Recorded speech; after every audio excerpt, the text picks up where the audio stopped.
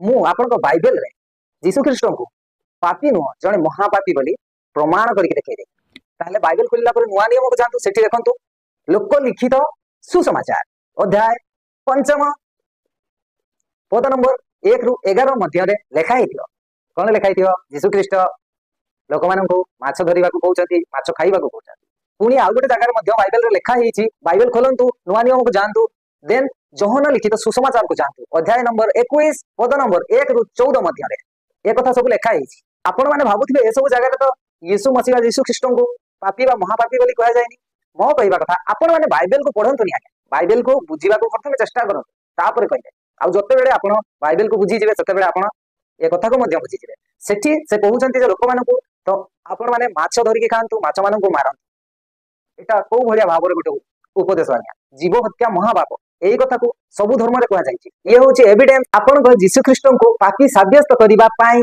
आपण को यीशु ख्रीष्ट को मु कोन पाई पापी बोली कहिली काहे के ना जे केवल एका पाप करथाय ताकू पापी कहा जाय आ जे समस्त को पाप करिबा को उपदेश देखाय ताकू महापापी कहा जाय मत लागछि ता ठक भी अधिक बड़ पापी हेतै पारंती से जीशु अपना शिष्य माननकु माछ धरिबा पाई शिखै नांती परं जीशुंकर शिष्य माने मत्स्यजीवी थिले एथिपाई से माने सबु बेले समुद्र रे माछ धरिबा को गले किंतु ए जो लोक पुस्तक 5 अध्याय 1 रु 11 पर्यंत आउ जोहन पुस्तक 21 अध्याय 1 रु 11 पर्यंत जो वाक्य रहिछि ताहा गभीर भाव रहिछि आउ ए व्यक्तिंक भली चंचलमती व्यक्ति बा अशिक्षित व्यक्ति बुझी पारिबो नाही जदि ए जो लोक पुस्तक 5 अध्याय 1 रु 11 पर्यंत जोहन पुस्तक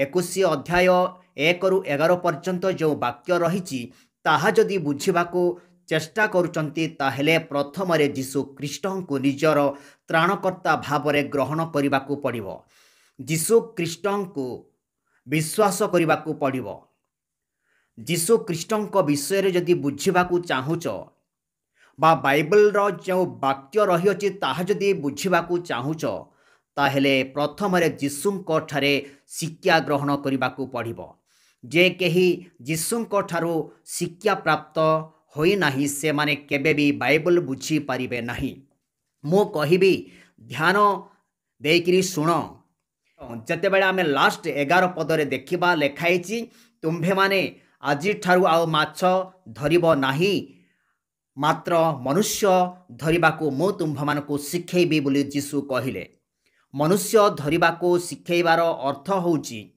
जो माने कि पाप रे पतित हेले आउ सेई पापरु सेमानकु फेरी आनिकिरी ईश्वरंको राज्य रे अधिकार करेबा पाए एही शिक्षा यीशु आपण शिष्य मानकु कहूथिले आउ रहिला कथा यीशु आपण शिष्य मानकु माछ मारी खाइबाकू शिखैले आउ जीव हत्या महापाप यीशु केवल पापी नुहंती मात्र महापापी बोली जो कहूच ताहा मु आपणको बुझेबी आउ आपणको मध्य मु प्रश्न करिबी शेष कथा यीशु पुरीर ब्राह्मण नुहंती थंबनेल रे भी देखिले यीशु पुरीर ब्राह्मण नुहंती जो ब्राह्मण माने कि गाई को गोमाता बोली कहंती किंतु ताकू मारी काटी रांधी खांती जेतेबेले पब्लिक जानुचंती जे पुरीर ब्राह्मण माने गाई मांस खाउचंती बोली जेतेबेले सर्वसाधारण जानुचंती बा जनता बा समस्त समाज जानुची न्यूज वाला जानुचंती सेतेबेले कोन कहउचंती आमे गोमाता को खाइछु आमर महापाप हेछि एथिपाई आमे ब्राह्मण मानकु डाकिकिरी पूजा करिबु आ पूजा विधि करी आमे स्नान करिबु पानी रे आमे बुड़ीबु तापरे पवित्र हेबु बोली से माने कहउचंती जदिबा यीशु आपण शिष्य मानकु माछ धरिबा को कहिले तो पाप कोन भूल कोन रहिछि एबे देखो जो माने माछ चाष करंती से मानकर धन संपत्ति केमिति वृद्धि पाउछि आउ जो माने माछ चाष करंती से मानक ठारे बहुत लोक काम करंती से मानकर परिवार को से माने पोषंती आउ देखो सही माछ समस्ते खांती केवल यीशुंकर शिष्य माने धरी नथिले बा खाउ नथिले एबे सारा जगत रे समस्ते माछ खाउचंती ବ୍ରାହ୍ମଣ ହେଉ ଯେକୌଣସି ଜାତି ହେଉ ସମସ୍ତେ ପୂଜାରୀ ବି ଖାଉଛି ମାଛ। ତେବେ କ'ଣ ଭୁଲ ହେଇଛି? ଯଦି ମାଛ ମାରିବା ବା ଖାଇବା ଭୁଲ ଅଟେ ବା ପାପ ଅଟେ, ତାହେଲେ ସର୍ବପ୍ରଥମରେ ହିନ୍ଦୁ ଲୋକମାନେ ଅଧିକାଂଶ ମାଛ ଖାଆନ୍ତି, ତେବେ ସେମାନେ ହିଁ ପାପୀ ଅଟନ୍ତି ଏ ବ୍ୟକ୍ତି କହିବା ଅନୁସାରେ। କିନ୍ତୁ ଏବେ ଦେଖନ୍ତୁ କୌଣସି ରାଜ୍ୟ ବା ଦେଶରେ ମାଛ ମାରିଲେ ଭୁଲ ବା ପାପ ବୋଲି କାହାକୁ ଏପର୍ଯ୍ୟନ୍ତ କେସ୍ କରାଯାଇନି ବା ସେ ବିଷୟରେ କାହାକୁ ବି ଦଣ୍ଡ ଦେଇନାହାନ୍ତି। ବରଂ ମାଛ ପବ୍ଲିକରେ ଧରାହେଉଛି, ମରା ହେଉଛି ଆଉ ବିକ୍ରି ମଧ୍ୟ କରାହେଉଛି। ଯୀଶୁ ପାପୀ ନୁହନ୍ତି, ମାତ୍ର ମହାପାପୀ ବୋଲି ଯେଉଁ କହୁଛି, ଯୀଶୁ ଯେ ପାପୀ ବା ଯୀଶୁଙ୍କ ଠାରେ ଯେ ପାପ ଥିଲା ପ୍ରମାଣ ସମ୍ପୂର୍ଣ୍ଣ ବାଇବଲ ପଢ଼ିଲେ ମଧ୍ୟ ପାଇପାରିବ ନାହିଁ। କାରଣ ଯୀଶୁ ଖ୍ରୀଷ୍ଟ ନିଷ୍ପାପ, ସେ ଈଶ୍ୱରଙ୍କ ଦ୍ୱିତୀୟ ପୁତ୍ର, ସେ ରାଜାମାନଙ୍କର ରାଜା, ସର୍ବଶକ୍ତିମାନ, ସର୍ବଦର୍ଶୀ, ସର୍ବଜ୍ଞ, ପବିତ୍ର ପରମେଶ୍ୱର। ତାହାଙ୍କ ତୁଲ୍ୟ ଆଉ କେହି ନାହିଁ। ଆଉ କହିବି ଶୁଣ, ଯେଉଁ ଯୀଶୁଙ୍କୁ ପାପୀ ବା ମହାପାପୀ ବୋଲି କହୁଛ, ଟିକେ ଧ୍ୟାନ ଦେଇ ଶୁଣ। ରାମ ଭଳି ଯୀଶୁ କାହାକୁ ହତ୍ୟା କରିନାହାନ୍ତି। ଯୀଶୁଙ୍କୁ ସକାଳେ 3 ଘଣ୍ଟା ମାନେ ସକାଳେ ରାତି 3ଟାରୁ ଆରମ୍ଭ କରି 9 ଘଣ୍ଟା ପର୍ଯ୍ୟନ୍ତ ତାକୁ ମାରି ମାରି ପିଟି ପିଟି କୃଷ କାଠ କାନ୍ଧରେ ପକାଇ ଦେଇକରି ତାକୁ ଧକ୍କା ମାରି ମାରି ନେଉଛନ୍ତି, କିନ୍ତୁ କାହାକୁ ସେ କିଛି କହୁନାହାନ୍ତି। କେବଳ କହୁଛି, ଏ ମୋର ପିତା, ଏମାନଙ୍କୁ କ୍ଷମା କର, କାରଣ ଏମାନେ କ'ଣ କରନ୍ତି ତାହା ଜାଣନ୍ତି ନାହିଁ। ଯୀଶୁଙ୍କ ଠାରେ ମନୁଷ୍ୟମାନଙ୍କର ଜୀବନ ଥିଲା। ଆଉ ଯୀଶୁ ଖ୍ରୀଷ୍ଟ ସେ ହତ୍ୟାକାରୀ ନୁହନ୍ତି, ମାତ୍ର ଉଦ୍ଧାରକର୍ତ୍ତା ଅଟନ୍ତି। ଆଉ ରାମ କ'ଣ କଲେ? ବାଳିକୁ ମାରିଲେ। ବାଳିକୁ ଯେତେବେଳେ ସେ ମାରିଲେ, ସେତେବେଳେ ସେ ଲୁଚିକିରି ମାରିଲେ। କାହିଁକି ଲୁଚିକି ମାରିଲେ? କାରଣ ବାଳିଙ୍କ ଠାରେ ଯେଉଁ ଶକ୍ତି ଥିଲା, ସୁଗ୍ରୀବର ଭାଇ ବା ସେଇ ଯେଉଁ ବାଳି ସୁଗ୍ରୀବ ବା ଭାଳି, ସେମାନେ ବହୁତ ଶକ୍ତିଶାଳୀ ବ୍ୟକ୍ତିମାନେ ଥିଲେ। ଏଥିପାଇଁ ରାମଚନ୍ଦ୍ର ତାକୁ ଲୁଚିକି ତୀରରେ ବିଦ୍ଧ କରି ମାରିଦେଲା। ସେଇଟା ଗୋଟେ ମହାପାପ କରିଛି ତୋର ଭଗବାନ ରାମଚନ୍ଦ୍ର। ଯୀଶୁ କାହାକୁ ବି ହତ୍ୟା କରିନାହାନ୍ତି, କିନ୍ତୁ ଯେପରି ମନୁଷ୍ୟମାନେ ପାପରୁ ଫେରି ଅନନ୍ତ ଜୀବନର ଅଧିକାରୀ ହେବେ, ଏଥିପାଇଁ ସେ ନିଜର ପ୍ରାଣ ଦେଲେ। ଆଉ ନିଜର ପ୍ରାଣ ଦେବାକୁ ଓ ନିଜର ପ୍ରାଣ ଗ୍ରହଣ କରିବାକୁ ତାର ଅଧିକାର ଅଛି। ଯୋହନ ପୁସ୍ତକରେ ଲେଖା ହେଇଛି 10 ଅଧ୍ୟାୟର କଥା। ଆଉ ଶୁଣ, ତମର ଯେଉଁ ଭଗବାନ, ଯାହାକୁ ଶଙ୍କର ବା ମହାଦେବ ବୋଲି କହୁଛ, ସେ ଶଙ୍କର ତୋର ଭଗବାନ, ସେ ମହାପାପୀ ଅଟନ୍ତି।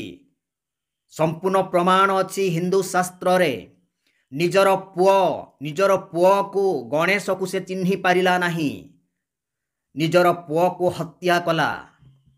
ନିଜର ପୁଅକୁ ହତ୍ୟା କରିବା ଲୋକ, ନିଜର ପୁଅକୁ ନ ଚିହ୍ନିବା ଲୋକ କ'ଣ ଭଗବାନ ହେଇପାରିବ? ମନୁଷ୍ୟମାନଙ୍କୁ ଉଦ୍ଧାର କରିପାରିବ? ସେ ତ ନରହତ୍ୟା। ବାଇବଲରେ ଲେଖା ହେଇଛି, ନରହତ୍ୟା ମାନେ ଯେଉଁମାନେ କି ନରହତ୍ୟା କରନ୍ତି, ସେମାନେ ଅନନ୍ତ ଅଗ୍ନିକୁଣ୍ଡରେ ପଡ଼ିବେ। ସେଠାରେ ସବୁବେଳେ ଚିରକାଳ ପାଇଁ କଲବଲ ହୋଇ ଯନ୍ତ୍ରଣା ଭୋଗ କରିବେ। କିନ୍ତୁ ଯୀଶୁ ଖ୍ରୀଷ୍ଟ ଯେଉଁମାନେ କି ପାପରେ ପତିତ ହେଲେ, ସେମାନଙ୍କୁ ଉଦ୍ଧାର କରି ସ୍ୱର୍ଗ ରାଜ୍ୟରେ ଅଧିକାର କରିବା ପାଇଁ ନିଜର ରକ୍ତ ଦେଲେ, ପ୍ରାଣ ଦେଲେ। ଯୀଶୁଙ୍କ ଭଳି ମହାନ ବ୍ୟକ୍ତି ଜଗତରେ ନାହିଁ।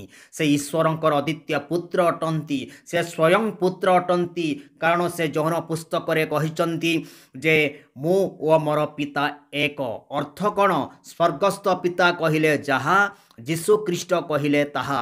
ଈଶ୍ୱରଙ୍କର ସେହି ରୂପ, ଯେଉଁଟାକି ବାସ୍ତବ ଈଶ୍ୱରଙ୍କର ରୂପ, ତାର ଯେଉଁ ଈଶ୍ୱରତ୍ଵ ଯୀଶୁଙ୍କ ଠାରେ ପ୍ରକାଶ ପାଉଅଛି।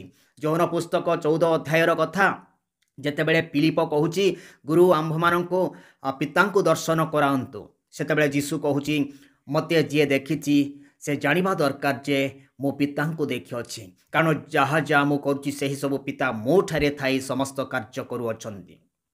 ଆଉ ଯେତେବେଳେ ଆମେ ଦେଖିବା ତାର 3ଟି ଶିଷ୍ୟଙ୍କୁ ସେ ପୃଥକ କରି ଯେତେବେଳେ ପର୍ବତକୁ ଯାଉଛନ୍ତି, ସେଠାରେ ଯୀଶୁଙ୍କର ରୂପ ପରିବର୍ତ୍ତିତ ହେଉଛି। ତାର ମୁଖ ସୂର୍ଯ୍ୟ ପରି ତେଜମୟ ଦେଖାଯାଉଅଛି। ତାହା ହେଉଛି ଯୀଶୁ ଖ୍ରୀଷ୍ଟ ପ୍ରକୃତ ଈଶ୍ୱର ବୋଲି ଯେପରିକି ତାଙ୍କର ଶିଷ୍ୟମାନେ ଜାଣିବେ, ଏଥିପାଇଁ ସେହି ରୂପ ସେ ଧାରଣ କରିଥିଲେ। ଯୀଶୁ ଖ୍ରୀଷ୍ଟ କୌଣସି ସାଧାରଣ ବ୍ୟକ୍ତି ନୁହନ୍ତି ବା ସେ ନରହତ୍ୟା ନୁହନ୍ତି।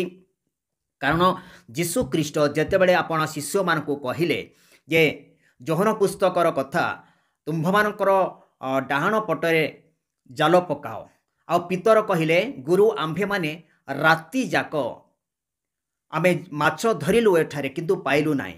କିନ୍ତୁ ଯେତେବେଳେ ଯୀଶୁ ଆଦେଶ କଲେ, ଯୀଶୁଙ୍କର ଆଦେଶ ଅନୁସାରେ ଯେତେବେଳେ ପିତର ଜାଲ ପକାଇଲେ ସେତେବେଳେ ଏମିତି ମାଛ ପଡ଼ିଲା ଯେ ସେମାନଙ୍କର ଜାଲ ଚିଣ୍ଡିବାକୁ ଲାଗିଲା। କିନ୍ତୁ ଜାଲ ତ ଚିଣ୍ଡିଲା ନାହିଁ, କିନ୍ତୁ ଏମିତି ପ୍ରବଳ ବଡ଼ ବଡ଼ ମାଛ ଲାଗିଛି ଯେ ସେମାନେ ଲେଖାଇଛି ସେମାନଙ୍କର ଜୀବନ ପର୍ଯ୍ୟନ୍ତ କେବେ ସେମିତି ମାଛ ଧରି ନଥିଲେ। ଯଦି ଆମେ ଯୀଶୁଙ୍କ ଆଦେଶ ଅନୁସାରେ ସମସ୍ତ କର୍ମ କରିବା ତାହେଲେ ଯେମିତି ଯୀଶୁଙ୍କର ଶିଷ୍ୟମାନେ ବହୁତ ମାଛ ଧରିଲେ ଆଉ ସେମାନେ ତାହା ବିକ୍ରି କରି ବହୁତ ଲାଭ ହେଲେ, ସେହିପରି ଏ ଜଗତରେ ଯେତେବେଳେ ଆମେ ଯୀଶୁଙ୍କ ଆଦେଶ ଅନୁସାରେ କାର୍ଯ୍ୟ କରିବା ବହୁତ ଆମେ ଲାଭ ହେବା, ବହୁତ ଧନ ସମ୍ପତ୍ତି ଆମେ ପାଇବା। ହେଲେ ଯେଉଁଠାରେ କି ରାତି ଯାକ ମାଛ ପାଇଲେ ନାହିଁ ସେଠାରେ ଯେତେବେଳେ ଯୀଶୁଙ୍କର ଆଦେଶ ଅନୁସାରେ ସେମାନେ ଜାଲ ପକାଇଲେ ଏତେ ମାଛ ଲାଗିଲା ଯେ ସେମାନଙ୍କର ଜୀବନରେ କେବେ ବି ସେମିତି ମାଛ ଧରି ନଥିଲେ। ଏଥିପାଇଁ ଭାଇ ପ୍ରଥମରେ ବାଇବଲ ଲେଖିବାର ଉଦ୍ଦେଶ୍ୟ କ'ଣ, ତାର ଯେଉଁ ତାତ୍ପର୍ଯ୍ୟ କ'ଣ, ତାର ଭାବ କ'ଣ ତାହା ଶିଖ। ତୁ ଯଦି ପ୍ରକୃତ ହିନ୍ଦୁ ପିଲା ହେଇଥିବୁ ହିନ୍ଦୁ ଶାସ୍ତ୍ର ଲୋକମାନଙ୍କୁ ଶିକ୍ଷା ଦେ। ଯେଉଁ ହିନ୍ଦୁ ଶାସ୍ତ୍ରରେ ତୁ ବିଶ୍ୱାସ କରୁଛୁ ସେହି ଶାସ୍ତ୍ର ଲୋକମାନଙ୍କୁ ଶିକ୍ଷା ଦେ। ହିନ୍ଦୁ ଲୋକମାନଙ୍କୁ ବାଇବଲ ନ ଜାଣିକିରି ଏମିତି ଉଲ୍ଟା ସିଧା କହିବୁ ନାହିଁ। ଯେମିତି ତୋର ପାଟି ଏମିତି ସାଲକା ହେଇଛି, ସାଲକାର ଅର୍ଥ ଜାଣିଛୁ, ଉଷାର ହେଇଛି, ସବୁବେଳେ ସେମିତି ରହିଯିବ, ମନେ ରଖିଥା।